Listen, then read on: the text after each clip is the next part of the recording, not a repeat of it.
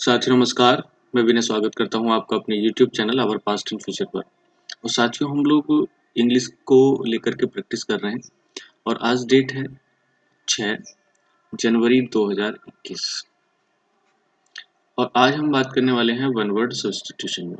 साथियों एक पूरी लाइन दे दी जाती है और उसको हमें वन वर्ड में डालना होता है। तो ये वन वर्ड सब्स्टिट्यूशन काफ़ी काम आता है हमारी जो साहित्यिक लैंग्वेज है उसमें, जब हमें बहुत बड़ी-बड़ी बातों को एक साथ लेकर के आना होता है।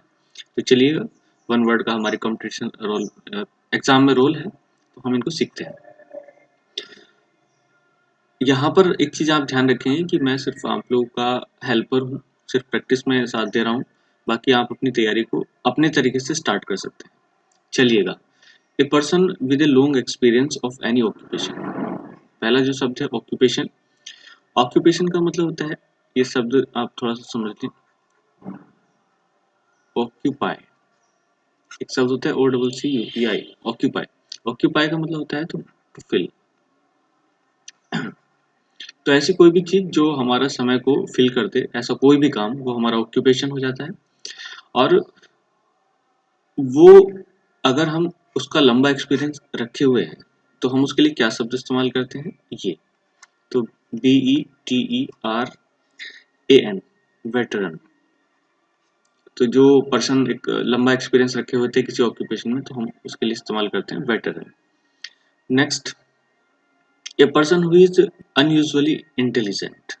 साथियों आप लोग समझते हैं कि एक ऐसा व्यक्ति जो बहुत ज़्यादा सामान्य तौर से भी ज़्यादा अनयूजुअली, यूजुअली होता तो एक अलग बात है, तो हम लोग उसे बोलते हैं जीनस। नॉर्मल शब्द है, आप लोग इजीली कर सकते हैं, कोई दिक्कत नहीं है। A person having a lot of experience of a particular activity. साथियों अगर आपको किसी विशेष एक्टिविटी के बारे में बहुत ज़्यादा आता है, जैसे डांसिंग, सिंगिंग, इस प्रकार की कोई भी एक्टिविटी, तो हम उसके लिए क्या वर्ड इस्तेमाल करते हैं, सीजन्ड। जबकि पहला जो शब्द है वेटरन, ये किसी ऑक्यूपेशन का, किसी व्यवसाय में, और ये किसी भी एक्टिविटी के लिए हो सकता है, seasons. A person who can use both hand equally, ये साथियों पहले भी आ चुका है। तो इसके लिए हम लोग इस्तेमाल करते हैं एक शब्द जो दो के लिए इस्तेमाल होता है, एम्बी। और कुशलता के लिए यूज करते हैं dextrous,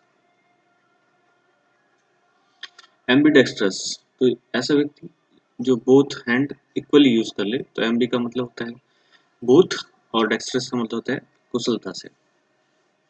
defamatory, offensive and abusive word और फ्रेज, ऐसा कोई भी बात या कोई भी शब्द जो उसमें गाली भरी हुई होती है, तो हम लोग उसको क्या कहते हैं, तो उसे बोलते हैं एपिथेट। EPITHET, epithet. तो गाली से भरा हुआ कोई भी शब्द या इस टाइप की जो आपका अपमान करता हो, वो एपिथेट होता है। N engraved inscription. एनग्रेव्ड एक शब्द साथियों ये है इंस्क्रिप्शन।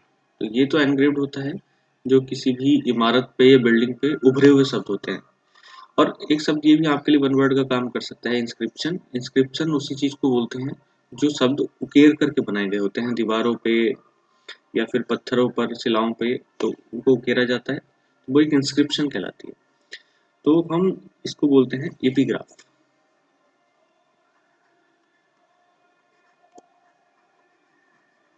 और इसके अध्ययन को बोलते हैं एपिग्राफी। तो आप समझ सकते हैं कि जो अलग अलग भवनों पर, अलग अलग जगहों पर खुदे हुए हमें अभिलेख मिलते हैं, इंस्क्रिप्शन, उनको हम एपिग्राफ बोलते हैं। ए ड्रामेटिक स्पीच। ए ड्रामेटिक स्पीच, इसको हम बोलते हैं सोलिलोक्वी। सोलिलोक्वी, सोलिलोक्वी। इसका मतलब वो होता है जब आपने देखा हो कि कोई भी एक कैरेक्टर नाटक के स्टेज पे खड़ा होकर के अकेला ही बात करता है, स्पेशली वो अपने आप ही बात कर रहा होता है अपने से, तो वो होता है soliloquy. Words written on a tomb. एक टॉम मतलब जो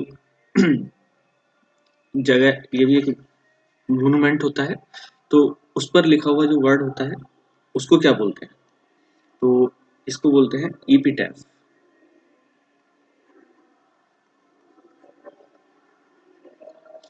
ईपीटैफ। एपिग्राफ और एपिटैफ, यहाँ खाली उकेरवी अभिलेख की बात हो रही है इसलिए एपिग्राफ है। यहाँ पे उन वर्ड्स की बात हो रही है जो लिखे गए होते हैं टॉम पे, किसी पे जो प्लेस होता है मोनूमेंट उस पर, तो उसको हम एपिटैफ बोलते हैं। बिहेविंग इन ए डिसऑनेस्ट वे, ऐसा कि जो ऐसा व्यवहार जो डिसऑनेस्ट यानी कि ईमानदारी के साथ नहीं किया गया होता है, उसके लिए हम शब्द इस्तेमाल करते हैं devious. Devious, DEVIOS, devious. Stealthily done या सीक्रेटली डन, सीक्रेटली या स्टील्थली, स्टील होता है चुराने का, मतलब जब ऐसा काम जो हम बिना किसी को बताए या सीक्रेटली करते हैं तो हम उसके लिए क्या यूज करते हैं, सरप्सिशियस, SURREPTITIOUS,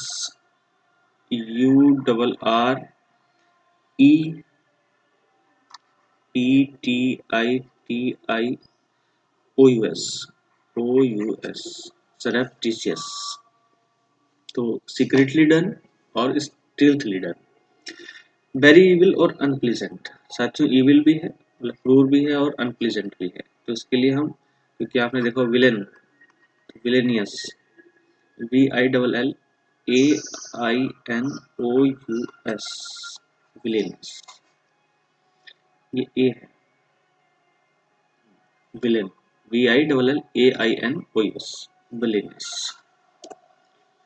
चलिएगा next, empty and without people, मतलब व्यक्ति अकेला है और बिना किसी लोगों की सहायता के, making you feel sad and frightened, तो साथियों हम लोग इसको बोलते हैं डिसोलेट, बिल्कुल अकेलापन। तो डिसोलेशन में, डिसोलेट वाली जो अवस्था है वो बिल्कुल अकेलापन की होती है और कोई व्यक्ति साथ नहीं होता। टोटल एंड कंप्लीट, इसके लिए आप एक शब्द लगाते हैं एब्सोल्यूट, पढ़े भी होंगे केमिस्ट्री में एब्सोल्यूट अल्कोहल, तो इसमें पूरा पूरा अल्कोहल ही होता है, पानी की मात्रा कम होती है वो। Something that is not longer in use, साथियों ऐसी चीज जो यूज में थी पहले कभी लेकिन अब नहीं है, तो उसको हम लोग बोलते हैं ऑब्सोलेट, ऑब्सोलेट। तो जैसे बहुत सारी चीजें हैं, जैसे colour, black and white television is obsolete, इस तरीके से।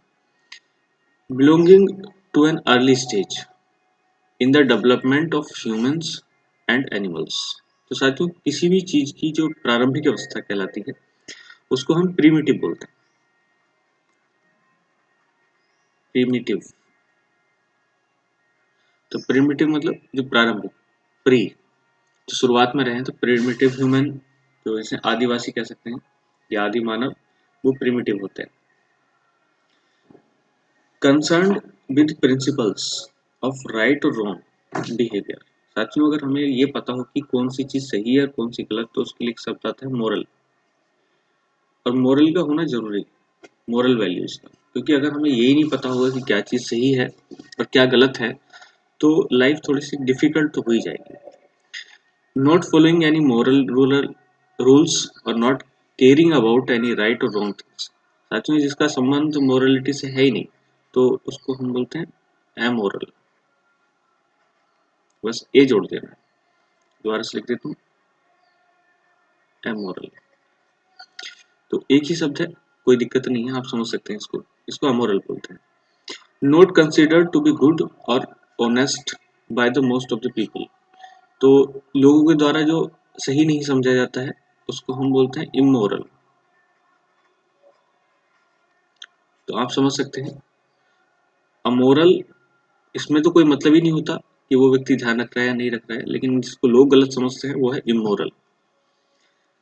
दैट लिव्स और last for ever, for ever मतलब हमेशा के लिए, और लास्ट मतलब खत्म होने वाली बात, जो खत्म ही नहीं होती है, दैट लिव्स और लास्ट फॉर एवर, जो हमेशा के लिए यहाँ बनी रहती है, तो हम उसे बोलते हैं इमोर्टल, इमोर्टल। मोर्टल होता है जो लास्ट हो जाए, लेकिन जो लास्ट नहीं होती या खत्म नहीं होती इसको हम इमोर्टल बोलते हैं। Person who Yeats too much, साथियों ये है आपके लिए होमवर्क, ये मैं पहले भी करवा चुका हूँ, आप लोग इसको कमेंट बॉक्स में लिख करके बताएं, और साथियों हमारी इस सीरीज में आप पार्टिसिपेट करें, हम लोग प्रैक्टिस ही करेंगे, और आपके जो इलाहाबाद हाई कोर्ट आरओ की वैकेंसीज आने वाली हैं बहुत जल्द, उसके लिए कारगर सिद्ध होगी। आप लोग हमारे साथ बने रहिएगा और जो नए विजिटर्स हैं वो हमारे चैनल को सब्सक्राइब कर लें और बने रहें हमारे साथ। जय हिंद।